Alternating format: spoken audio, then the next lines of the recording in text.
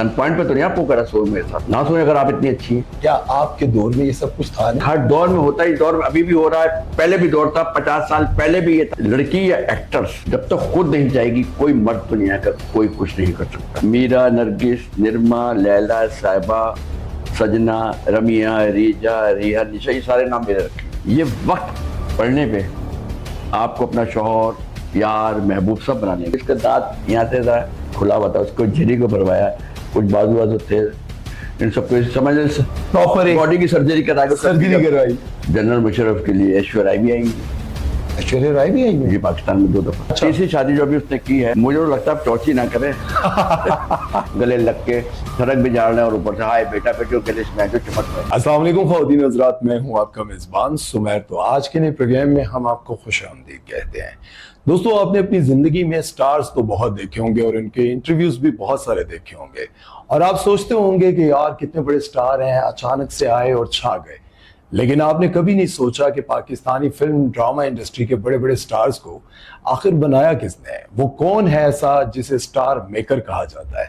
आज के इस प्रोग्राम में मैं आपको पाकिस्तानी फिल्म ड्रामा इंडस्ट्री के स्टार मेकर से मिलवाने जा रहा हूँ, जिनके बारे में शायद आप जानते हो और कुछ लोग उनको देखकर घबरा भी जाएंगे, क्योंकि आज के पॉडकास्ट में बहुत सारे राज फाश होने जा रहे हैं। तो आइए मिलते हैं जरार रिजवी साहब से। अस्सलाम वालेकुम सर। वालेकुम, कैसे मिजाज हैं आपके? अल्हम्दुलिल्लाह सर, आप सुनाइए। मैं अल्लाह का बड़ा करम है, और आप रावलपिंडी से लाहौर आए हुए हैं और आजकल थोड़ा थोड़ा आप लाहौर में लोगों को इंटरव्यू कर रहे हो, तो आपको मैं भी खुश आमदीद करता हूँ। सबसे पहले मैं आपको बताता चलूं कि एक कॉल पर इन्होंने टाइम दे दिया। मैं ऑन एयर ये बात कहना चाहता हूँ, रिकॉर्ड ये बात कहना चाहता हूँ कि बहुत बड़े इंसान हैं। मेरी आदत ये नहीं है कि फजूल के नखरे करूँ, फजल अपने आप को मसरूफियात बताऊँ कि बड़ा बिजी, क्योंकि इस वक्त जो हमारे लाहौर लॉलीवुड है ना, कोई भी बिजी नहीं है, सब वेले बिजी कह सकते हैं। वेले बिजी? हाँ, वेले सब बैठे हुए, मगर अपने आप को बिजी शो करेंगे जबकि कुछ भी नहीं हो रहा, घर में बैठे हैं। ये बस फजूल की अपनी अहमियत बताना। सर, आपकी बातों से लगता है आपके हाथ के लगाए हुए पौधों ने आपको दुख दिया है।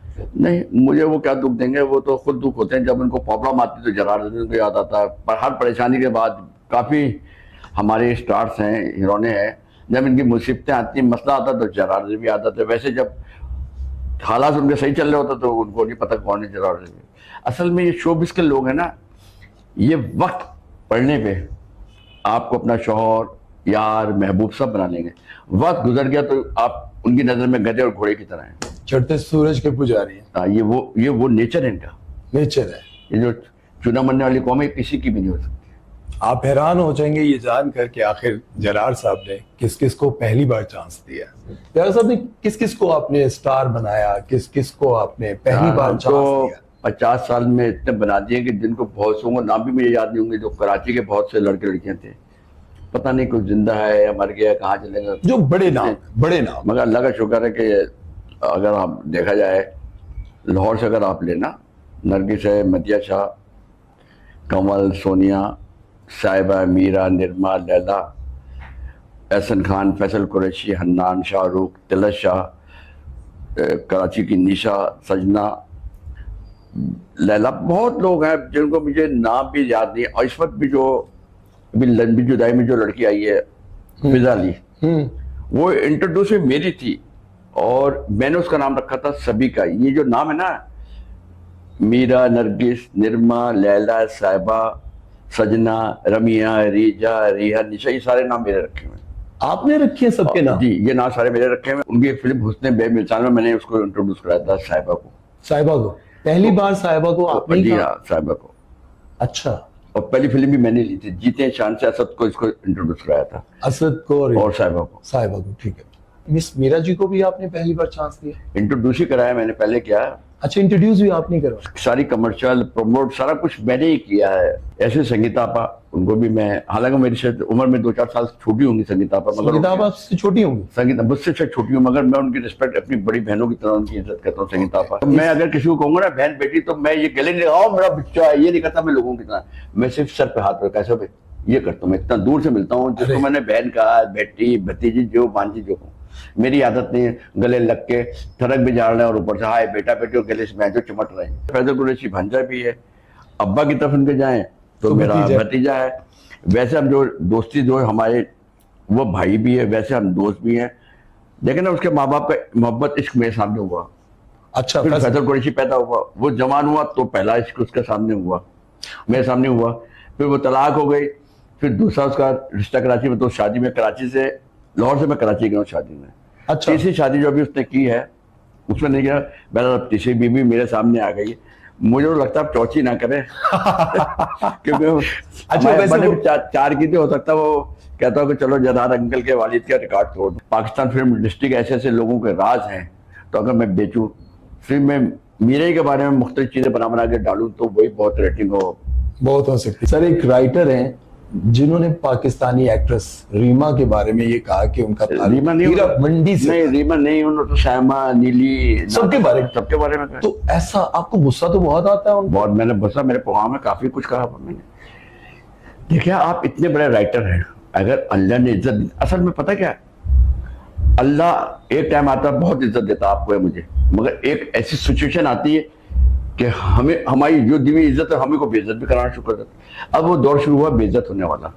पहले इज्जत दी थी ना अल्लाह ने, हालांकि क्या इज्जत, अहमद नदीम काश्मीर का गंडासा था अफसाना, जिसको उन्होंने बनाया बेचा तो मौला जट बनी। मौला जट। वो इनका कैरियर नहीं है, अच्छा, वो अहमद नदीम का गंडासा था, उस अफसाने से मौला जट बनी और मौला जट ही को आज तक वो बेच रहे हैं। उसी को बेच कोई रहे। तीर नहीं माना, कोई अनोखा उनका काम नहीं।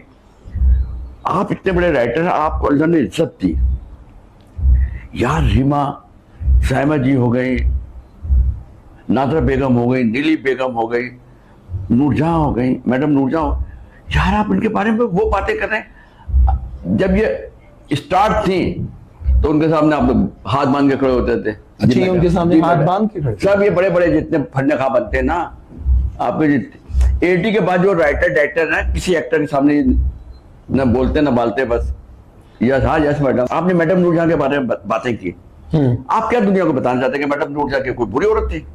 ये तो मैं समझता हूँ उनके नवासे पोतों में गैरत होती तो जाके मार दे तब तक। अच्छा, जिल्ले उमा साहबा का बेटे को चाहिए था अहमद भट्ट को या हमजा भट्ट को, कि पूछता क्या तुमने क्या काम आई? मैडम तरन्नुम नूरजहां वो नूरजहां है जो पूरी दुनिया में आज मलका तरन्नुम नूरजहां है। पूरी दुनिया जहां जहां पाकिस्तानी इंडियन बसते हैं आज भी नूरजहां के गाने सुनते हैं। एक छोटे से चैनल के लिए आप अपनी रेटिंग कराने के लिए अपने अपने लोगों को गंदा कर रहे हैं। आप मैडम नूरजहां के सामने बात नहीं कर सकते थे, ये ऐसी बात वो होती तो चीर फाड़ के रख देती। सर, मलका तरन्नुम नूरजहां जी, क्या वाकई किंग लोगों के घर के चूल्हे चलते थे उनके? मैडम नूरजहां, साइमा जी, रीमा, ये सब इनकी वजह से आज भी रेशम ये कितने लोगों को सपोर्ट करती। अच्छा, मैंने ये मीरा बहुत लोगों को सपोर्ट करती है, अंदर खाने में अपनी फैमिली में जो गरीब है उनको खिलाती है, पिलाती, पैसे देती है, बहुत सारी फैमिलीज को देती, हेल्प करती है, अपनों भी कर घरों की भी कर। मकसद अभी भी लोग हमारे हैं आर्टिस्ट जो शो नहीं करते मगर हेल्प कर रहे हैं, सपोर्ट कर रहे हैं। जैसे आपने कहा कि अगर इनके बेटे गैरतमंद होते तो जाके मार देते। जी सर। तो नरगिस ने कहा कि मुशर्रफ के हाथों जिले हुमा मेरे पास 25 लाख आई थिंक कुछ अमाउंट उन्होंने बताई थी कि मुशर्रफ ने कहा कि मेरे आकर स्पेशली एक डांस का प्रोग्राम करें। तो आप क्या समझते हैं कि इस तरह की बातें जब कही जाती हैं तो उस वक्त भी उनको गुस्सा नहीं आना चाहिए कि क्या वो ये काम करी थी कि पैसे ले लो? और जो मैं कहना चाह रहा हूँ आप समझ रहे होंगे मेरी बात। अब सिल्लो में जिंदा होती तो बात करिए, तो मर गई तो कुछ इस बात को क्या। ऐसे तो जनरल मुशर्रफ के लिए ऐश्वर्या राय भी आएंगे। ऐश्वर्या राय भी आई जी, पाकिस्तान में 2 दफा। तो अब वो ढूंढेंगे, तलाश करेंगे। अब परवेज मुशर्रफ साहब तो है नहीं, कौन बताएगा इस बात को, कौन साबित करेगा? नहीं, ये आप तनकीद कर रहे हैं, तंज कर रहे हैं या सही बता रहा हूँ? तो कह रहा हूँ ना मैं आपको। तो अब ये लोग ऐश्वर्या राय मुशर्रफ के लिए आई से आप ये बात गौर से बहुत बड़े डॉन के थ्रू, अब वो भी दुनिया में नहीं है। खामोशी से आई, खामोशी से चली गई। जी सर, किसी को पता भी नहीं। जी नहीं। तो इन बात तो मैं हमें क्या पता है, अब तो वो मर गए ना। परवेज मुशर्रफ साहब जिंदा नहीं, आप जो जाए कर ले। जिल्लुमा नहीं जिंदा बेचारी, आप कह लें। मगर ये जो बात है मेरी समझ से बाहर है। जिल्लाओं में कोई ना चीजों की जरूरत थी। मैडम का छोड़ा हुआ बहुत पैसा था, सिर्फ अपनी रेटिंग चंद मशहूरी के लिए जो चाहते हैं आप जिसको चाहते हैं जलील कर देते हैं। सर, आप अल्लाह से डरना चाहिए। अल्लाह से डरना चाहिए, बिल्कुल ठीक कह रहे हैं सर। आपने अपने हाथों बहुत सारे लोग स्टार बनाए और इसी ऑफिस में कभी बहुत सारे लोग इंतजार किया करते होंगे आपसे मिलने के लिए, लेकिन आज बिल्कुल वीरान पड़ा है। सर मैंने तो जब मीरा को इंट्रोड्यूस करा रहा था तो मैं शूटिंग में कर रहा होता लॉन के, वो मेरे इंतजार में 3-4-5 घंटे बेंच पे लेटी हुई इंतजार कर सकते। कौन कौन? मीरा मीरा? ये सारी जितनी, अब मैं किसी लड़कियों का नाम दूं, मगर उसे पता था कि यार ये जो करेगा तो इंट्रोड्यूस, उसको फिर इंट्रोड्यूस कराया तो फिर पूरे पाकिस्तान ने देखा।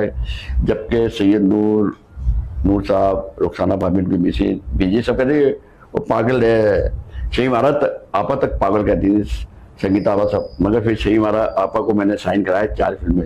फिर वो जब साइन किया तो एक गाना साउथ के साथ इस्तांबुल में पिक्चराइज हो, तो वो काला उसने वो लुंगी वगैरह पहनी तो उसको इस टाइप का था, वो काली पता नहीं कोई बोल ऐसे थे।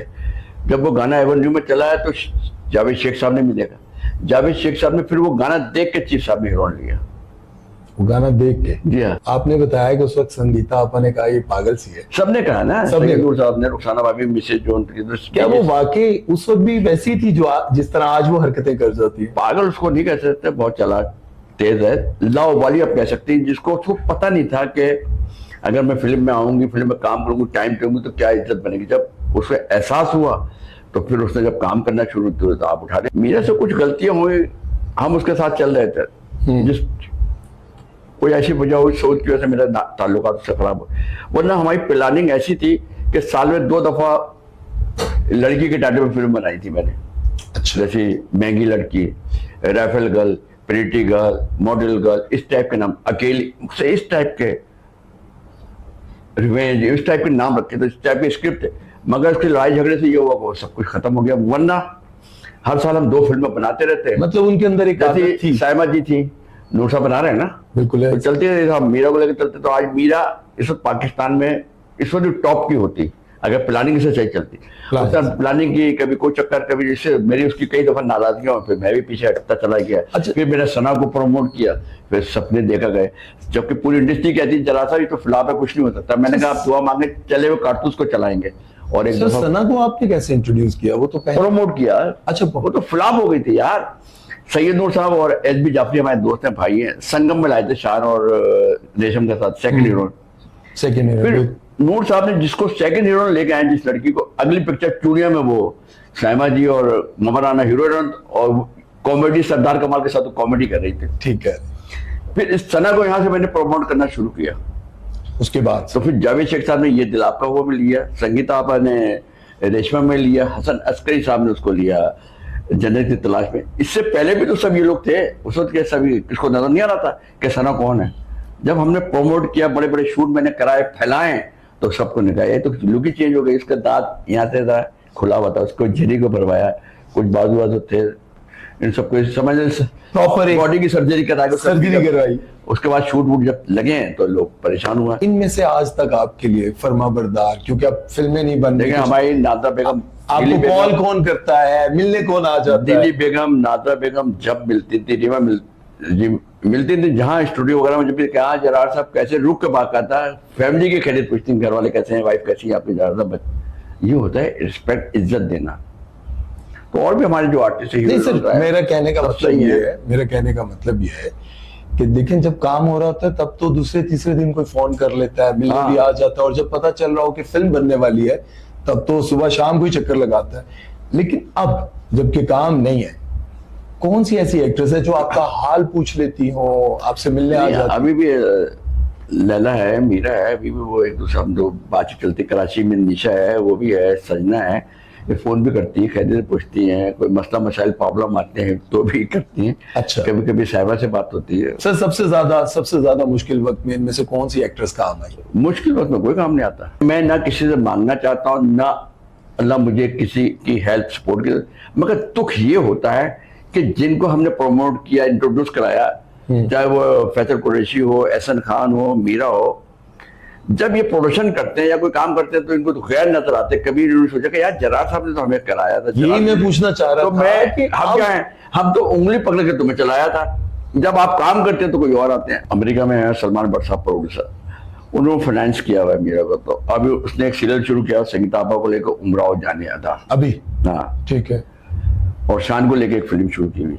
अब संगीता आपा भी बहनों की तरह हमारी तरफ से वो करें, कोई बात नहीं। शान भी हमारा दोस्त भी है, छोटे भाइयों की तरह है। ये मीरा का सोचना चाहिए था कि जर्राद साहब ये फाइनेंस से एक ड्रामा या फिल्म आप बना लेंगे, कोई बात नहीं, मैं कभी नहीं। ये आपने मुख्तलिफ राइटरों से कहानियां भी लिखवाई, मैं नाम नहीं ले रहे। एक राइटर हैं जिनके घर जा जाकर आपने लाखों रुपए दे दिए, एक राइटर ऐसे हैं जिनको घर पे बुला बुला के आप खाने खिलाती नहीं है, सिगरेटें देती रहे और आने जाने को उनको पैसे भी देते रहे। वो नासिर अजीज सबसे लिखवा रही थी ना कहानी, वो घर पे बैठ के जाके लिखते रहते। उनकी एक आदत है, आपसे पैसे भी लेंगे, आपसे खाना भी खाएंगे, आपसे जाने का किराया भी लेंगे, आने जाने का, भाई एक अमाउंट तय है, आप उसमें गुजारा क्यों नहीं करते हैं। लेकिन उसके बावजूद सिगरेट ये वो सब ये सब तो ये में, जबकि मीरा मुझसे कहती कि जरार साहब ये शुरू करना, तो मेरे पास तो अब अल्लाह का शुक्र है, वाजिद जुबैरी साहब के, सूरज बाबा, तारिक सैली मरहूम दोस्त है मेरा भाइयों की तरह, उसे भी इंट्रोड्यूस मैंने कराया था। सूरज बाबा भी इंट्रोड्यूस मेरा राइटर। अच्छा, सूरज तो मेरे पास तो 14-15 कहानियां बनी हुई थी।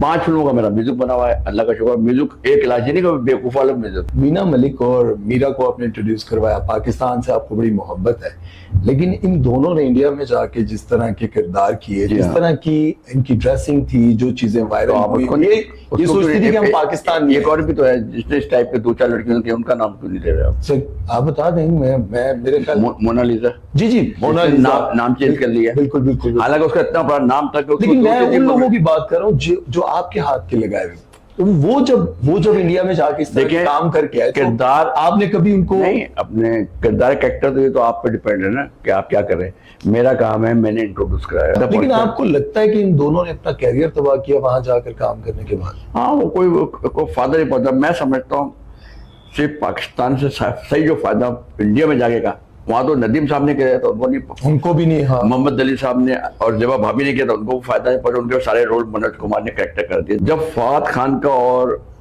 हमारा खान का सीरियल वहां इंडिया के चैनल पर चला है, मेरा ख्याल है मेरे हमसफर, उससे वो हिट हुए। तो मायरा खान को शाहरुख ने रईस में लिया और अनिल कपूर फिल्म शुरू करना चाहता अपनी बेटी को, सोनिया कपूर को लॉन्च करने के लिए, मगर वहां के तीनों खान महंगे पड़ रहे थे। तो किसी ने उसको बताया कि यार वो देखी। जब उसने देखा तो फवाद खान से उसने कंटेक्ट करा, कोशिश की और फिर फवाद खान को अनिल कपूर ने लॉन्च किया लेकर अपनी फिल्म बेटी के लिए। तो क्या वहां से फवाद खान भी हिट हुआ और मायरा खान भी। ये दोनों ब्रांड वहां से इंडिया की, जैसे ने पाकिस्तान से जीन के कपड़े बाहर जाते हैं, लेदर की चीजें बनती है, वहां से बोल लग के स्टेप आ जाते हैं पाकिस्तान, वही चीजें बिकती है, वही चीज बराबर में बिक रही होती है। पाकिस्तान के नाम से नहीं खरीदी जाती, मगर बाहर की जो मोल लगी होती है उससे आप हम गुलाम जहनीत के लोग हैं। तो वही ब्रांड बन गई रईस, क्योंकि शाहरुख के साथ फिल्म थी तो वही ब्रांड बन गई। फवाद खान भी बन गया, तो आज लेजेंड ऑफ मौला जट बन गया ना उन लोगों ने।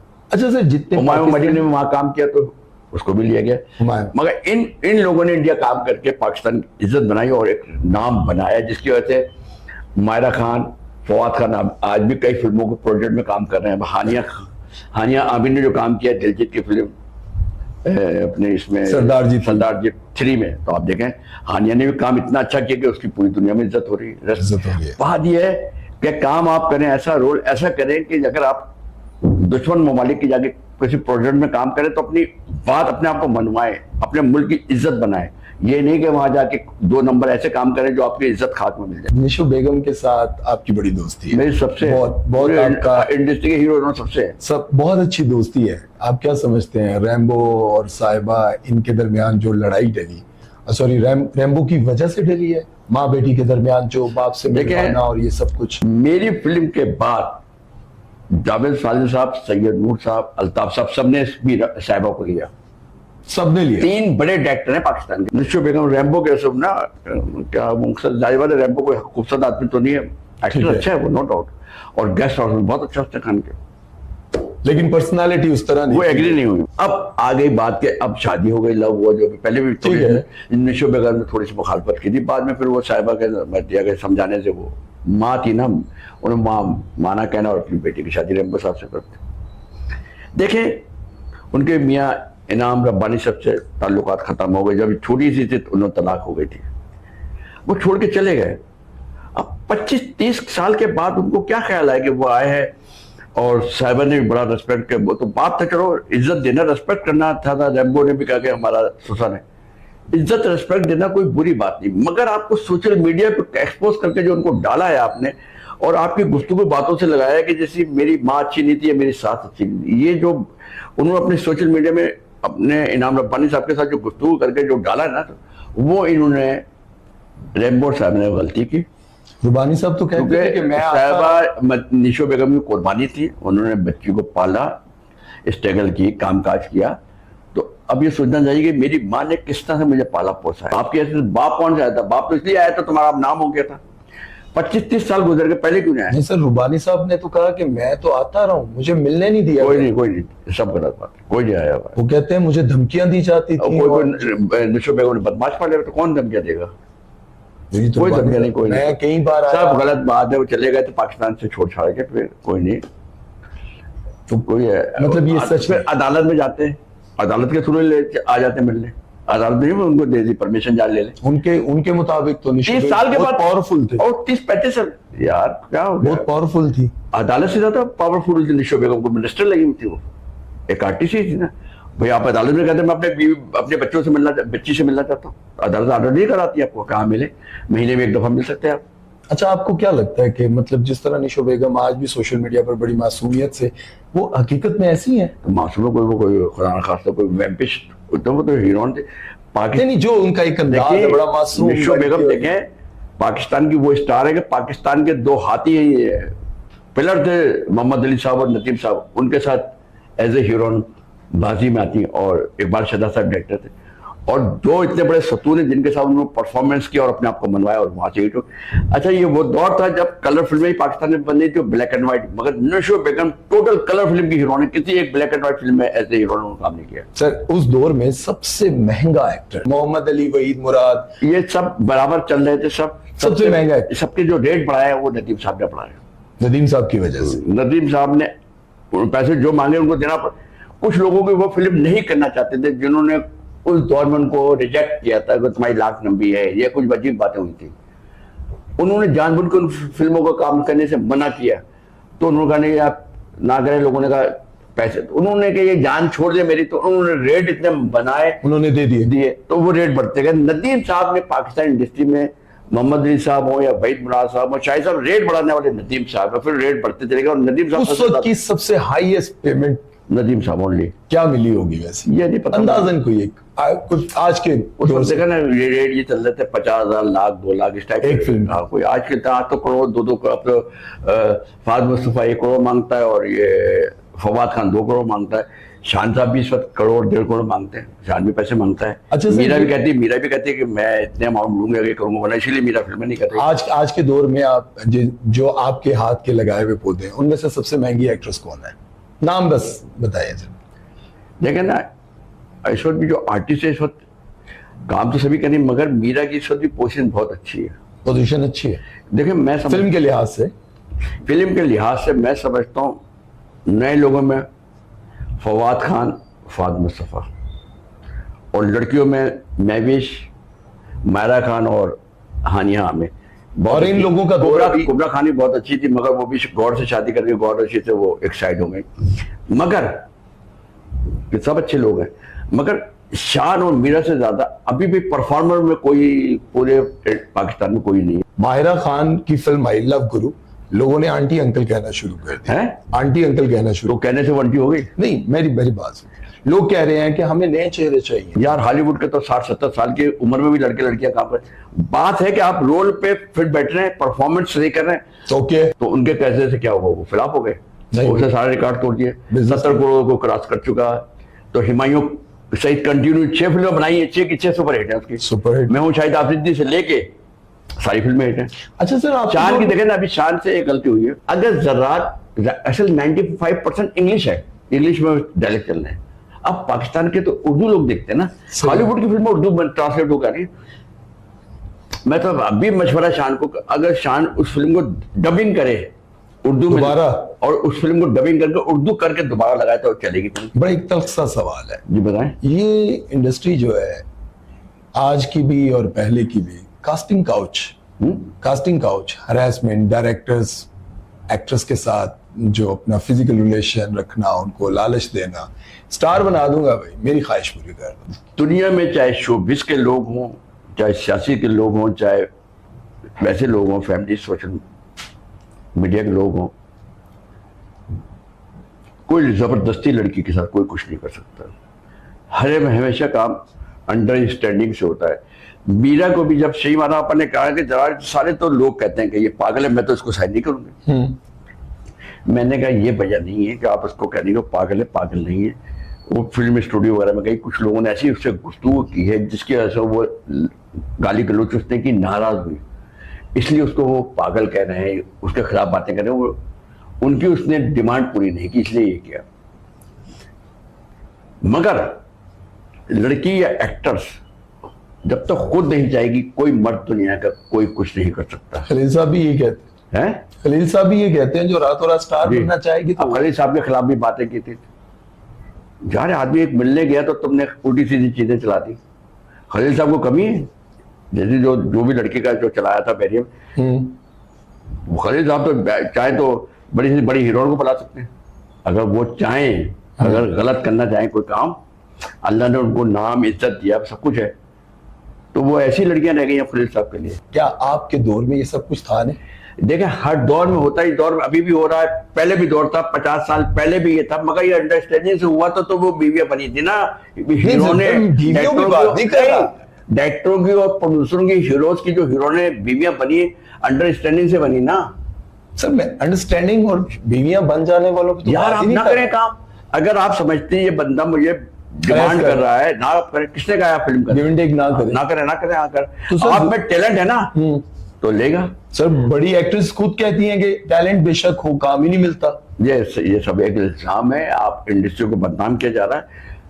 दुनिया की कोई औरत किसी शोबे में जब तक अंडरस्टैंडिंग नहीं होगी, औरत कोई कुछ नहीं कर सकता। औरत चाहे तो कोई बड़े से बड़ा सूरमा भी कुछ नहीं करता। अगर औरत चाहे मार लेगी, खुदकशी कर लेगी, मगर वो नहीं जाएगी जो सामने वाला डिमांड कर रहा है, जब तक उसका खुद दिल ना चाहे। ये बात मैं अपने बहुत सारे प्रोग्राम्स में बार बार कह चुका हूं कि जब तक आप खुद नहीं चाहेंगे, जब तक आप खुद उस बंदे के साथ अपने आप को पेश नहीं करना चाहेंगे, तो कोई आपको जबरदस्ती पकड़ कर नहीं ले जा सकता, क्योंकि ये सोशल मीडिया का दौर है। बिल्कुल ठीक कह रहे हैं सर आप। लेकिन आप क्या समझते हैं कि जो डायरेक्टर्स या फिर प्रोड्यूसर्स इस तरह की ऑफर्स करते हैं, उनको क्या इस चीज का ख्याल नहीं करना चाहिए कि आप मुझे कुछ दे दो तो मैं आपको काम दे? मैं आपको इसका एक शरीफाना तरीके से एक नाम लिए बगैर एक बात समझाता हूँ। ठीक है। एक खत होता है, लिफाफा बंद होता है। लिफाफा बंद है ना तो उस खत को नहीं खोलना चाहिए। अगर लिफाफा खुला है तो खत पढ़ने में क्या हर्ज है? मैं ये पूछना चाहूंगा कि मतलब उससे हर्ज कोई नहीं फिर। ये अगर लेटर खुल, कबूतर का आपने वो देखा एक बना हुआ अड्डा जिसमें कबूतर आके बैठते हैं? जी बिल्कुल। हाँ देखें जी, जंगला जो कबूतर जो वहां से पोटी करता है, गिरता है और वो आगे नीचे गिरता रहता है। आप मुझे बता सकते हैं किस कबूतर का है वो गिरा हुआ? नहीं। तो ऐसी औरत भी है, पता नहीं किस किस से मिलती है, एक डायरेक्टरी रह गया, पता नहीं पीछे से कहां से क्या करके आई है। तो फिर इंडस्ट्री वालों को बदनाम करना, डायरेक्टर ये कहते हैं, प्रोड्यूसर ये कहते हैं। यार आप पे कोई करोड़ों रुपए लगा रहा है, हो सकता है वो कोई आप में दिलचस्पी, कोई इंटरेस्ट है तो आपको लगा रहा है, तो आप अपने फायदे के लिए मिल रही ना। आपको नहीं फायदा ना करें काम, क्यों कर रही है? जबरदस्ती है आपकी। गन पॉइंट पे तो नहीं आपको करा सो मेरे साथ ना सोए। अगर आप इतनी अच्छी है, बात तो अना और गैरत की है ना। आपकी में गन अना है और गैरत है तो ना करें काम, लानत भेज दे। समा कबर को कम डिमांड हुई है, बहुत होंगी, नहीं की। वो समझती कि इस टाइप ही नहीं है। एक लॉबी है जो खासकर लॉलीवुड लाहौर इंडस्ट्री को बदनाम कर रही है। ठीक है। चाहे वो कराची के लोग कोई नहीं सर, ये सिर्फ लॉलीवुड के लिए नहीं है, ये टीवी ड्रामास हर जगह हर तरफ ये बात हो रही है कि यार फाइनेंशियल आता क्यों है? इसी काम के लिए आना ना। अगर ये आपके जिया साहब ने हीरा मंडी बंद ना करती तो आज प्रॉब्लम ना आती ना। हीरा मंडी बंद हो गई, हीरा मंडी से उठ के लोग डिफेंस, जौहर टाउन, इकबाल टाउन, गुलबर्ग बस गई, तो आज हर इलाके में फिर अड्डे बनते चले गए। अगर वहां बने रहते तो ये प्रॉब्लम ना आती ना जो आज आ रही है। लोग वहां चले जाते हैं अपनी आग बुझाने। इंडस्ट्री में ना आते। जब किसी को जो करोड़ रुपए आपको क्यों लगाएगा कोई यार, याद रखें, या तो आपकी डिमांड आपकी इतनी वर्थ वैल्यू है तो वो आपको लेकर ले, जब आपकी वर्थ वैल्यू नहीं है तो फिर आप उसकी डिमांड पूरी कर रहे हैं। दो ही बात है ना। आपको क्या लगता है सर कि जितने बड़े प्रोड्यूसर हैं वो इसी चक्कर में आते हैं? ज्यादातर। अब जो आप ये कहते हैं, पाकिस्तान से बाहर जो अवार्ड फंक्शन होते हैं वो किस लिए होते हैं? वहां के जो बड़े बड़े लोग हैं पाकिस्तानी, उनके भी टारगेट में कराची की, लाहौर की जो हीरोने हैं टीवी पे काम कर रही हैं, उनकी डिमांड है या ये है, उन 3-4 को वो अवार्ड के लिए बुलवाते हैं, अवार्ड दो। वहाँ ऑस्कर अवार्ड हो रहे हैं सारे, जो पाकिस्तान से जाकर लोग अवार्ड करते हैं वहाँ, ऐसे अवार्ड के लिए भी वहाँ जाना, और ये सारे काम हो रहे हैं, अवार्ड भी मिल रहा है, अमाउंट भी मिल रहा है, दोनों काम हो रहे हैं। तो ये सारे काम हो रहे हैं। ये मुख्तलिफ रास्ते बनाए हुए लोगों ने, काम सारे हो रहे हैं। एक्ट्रेसेस जो हैं वो वहां जाकर ये करती हैं सब, और क्या करती है यार? आप ऐसा करें, इन सबका ना वो कराए हैं, ऑडिट कराए इस सारी हीरोइनों का, और इनसे ऑडिट करके पूछेंगे ये कोठी और ये बड़ी बड़ी गाड़ियां कैसे हुई, कहाँ से, पता चल जाएगा आप सबको। जिया अली ने पिछले दिनों यही कहा। हाँ, वो कहती हैं कि मैंने जितना काम किया, काम करने के बाद मैंने अपना घर नहीं खरीदा अभी। जिया जली बहुत अच्छी लड़की है। नहीं सर, मेरा सवाल प्लीज। और आर्टिस्ट भी बहुत अच्छी सर, वो सही कह रही है। वो कह रही है कि मैं अभी तक घर नहीं खरीद हाँ, तो सकी, और जो जिनके पास हर साल नई गाड़ी हाँ, तो आती है, बताए ना कहाँ से आती है? और फिर इसी टाइप की लड़कियों को फिर वो आपके आगे सदाती अवार्ड भी मिल जाते हैं, तो कौन दिलाता है? आपका इशारा किसकी तरफ है? इशारा किसी तरफ में, क्यों दिलवाएगा ये अवार्ड? किसने दिलवाए? कोई तो मिनिस्टर है, कोई तो ताकतवर है जो जिसके कहने से अवार्ड मिल जाते हैं। यहाँ तो सदाती अवार्ड अंजुमन बेगम को मिलता तो चेंज करा दिया गया। और भी बड़े बड़े किस्से पाकिस्तान में, किस किस का नाम दूंगा, किस किस को मैं बुरा कहूँ? अच्छा सर, किसके साथ काम करने की ख्वाहिश है कि किसको लूं जिसको अभी तक जो आपकी रेंज में ना आ सका हो, या आपने सोचा हो कि यार इस एक्ट्रेस के साथ मैंने काम कर? आपके पास फाइनेंस है, प्रोड्यूसर बड़ा हो, तो आप जिस रेंज के बंदे को लेना चाहे ले सकते हैं। बात यह है पैसे की। अच्छा, पैसा अगर मेरा कोई एक्टर प्रॉब्लम नहीं है। मैं समझता हूँ आपका जो स्क्रिप्ट है और जो कहानी में आपके कैरेक्टर है उसमें सूट कौन करता है। पाकिस्तान में एक नदीम साहब है जिनकी कंटिन्यू 6-7 फिल्में हिट हैं। ऐसे बाबर अली की जीवा से लेकर सारी 6-7 फिल्में सुपर हिट हैं एज ए हीरो, मगर उससे क्या गलती हुई? उससे पैसे के लिए छोटा रोल कर लिया। ओह अच्छा। 4 सीन का एज ए विलन बन गया, 3 सीन का सिर्फ पैसे आपको ज्यादा मिलने उसने रोल पकड़ लिया।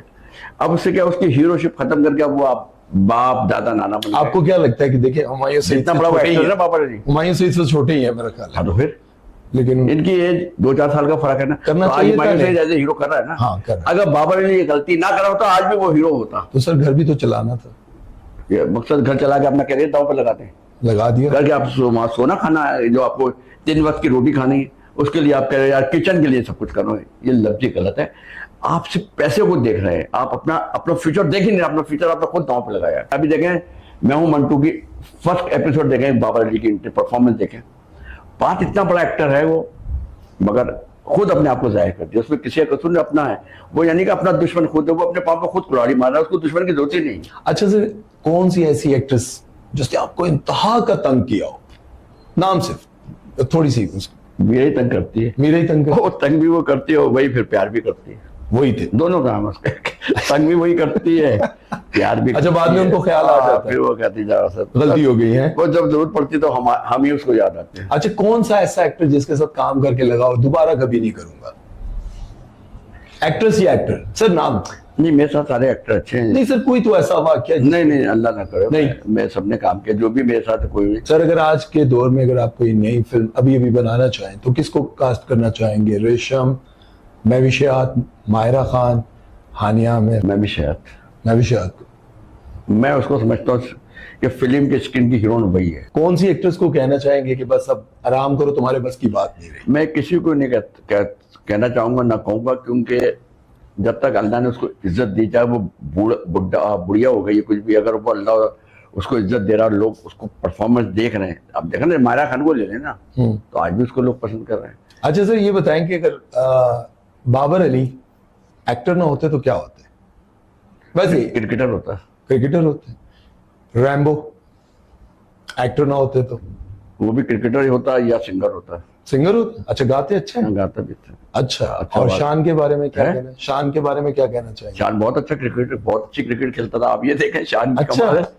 शान का ये शूटिंग होती थी, सुबह 9-10 बजे शूटिंग होती थी शान की, मगर अल्लाह अल्लाह ने उसको इज्जत दी। एक बड़े माँ बाप का बच्चा है वो। 9-10 बजे की शूटिंग होती थी, वो अपने आराम से आते थे 2-3 बजे, और आगे वो एवेन्यू में वो क्रिकेट लोग खेलते थे, वो क्रिकेट शुरू हो गया था। क्रिकेट शुरू हुआ। अच्छा। 1 आध घंटा फिर वहां लगा वो लोग, यार सेट। चांद अच्छा कहता आ रहा हूँ यार, मैं असिस्टेंट आ रहा ना, वो शूटिंग स्टार्ट हो रहा है यार, बस मैं आया हूँ राणा साहब से। क्रिकेट की बहुत ज्यादा उनकी वो। तो क्रिकेट का उसको शौक है बहुत, और बहुत अच्छी खेलता है। ये नहीं, अच्छी क्रिकेट। शान भी बहुत अच्छी क्रिकेट खेलता है, और कराची से फैसल कुरैशी, ये दोनों बहुत अच्छे क्रिकेटर। नाज़रीन, आज के इस ब्रॉडकास्ट में आपने बहुत सारी ऐसी चीजें जानी जो कि शायद आपको पहले नहीं पता होंगी, और जनाब साहब ने खुलकर बहुत कुछ आपके सामने भी रखा। उम्मीद है कि आज का ये प्रोग्राम आप लोगों को पसंद आया होगा, और रिजवी साहब का मैं बहुत शुक्रगुजार हूं। नहीं, आप पिंडी से आए हैं, हम तो आपको खुशामदीद कह रहे हैं।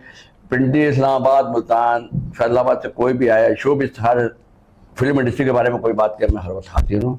मुझे उस शहरों में बुलाया जाता है तो मैं अपने किराए से जाता हूँ और अपने खर्चे पे रहता हूँ, मगर मैं फिल्म इंडस्ट्री के लिए हर वक्त हाजिर हूँ जब तक मेरी जिंदगी है। Thank you so much sir. अल्लाह आपको जिंदगी दे, खुश रहे। आप सबका भी बहुत शुक्रिया, जज़ाकल्लाह। अल्लाह।